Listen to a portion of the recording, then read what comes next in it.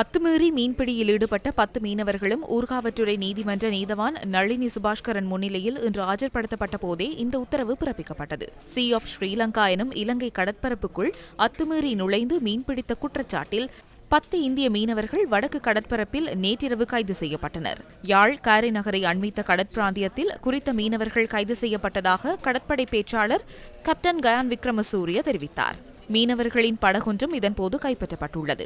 தமிழகத்தின் காரைக்காலைச் சேர்ந்த மீனவர்களே கடற்படையினரால் கைது செய்யப்பட்டுள்ளதாக தமிழக செய்திகள் தெரிவிக்கின்றன.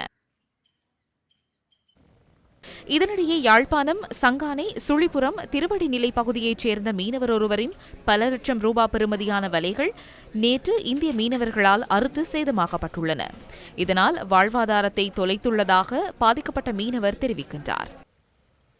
ராத்திரி எல்லாத்தையும் அறுத்து கொண்டு போட்டினேன். நான் 7 லட்சம் ரூபா லோன் எடுத்து புதுசாக போட்டும் எடுத்து நான் இந்த தொழிலை செய்து கொண்டு லோனை தான் கட்டிக்கொண்டு நானும் சாப்பிட்டு கொண்டு உண்மையாக இப்போ நான் லோன் கட்டுறதுக்கும் வழி இல்லை. என்ன காரணம்னா முற்றாக இந்தியன் ரோலர் முழுக்கலையும் முற்றாக கொண்டு போடுது. எனக்கு 32 விலை போட்டேன். நான் இப்போ இருக்கிற விலை 6 விலை தான். 6 விலையை வச்சு நான் வேலை செய்ய இயலாது. எனக்கு 5 பிள்ளைகள்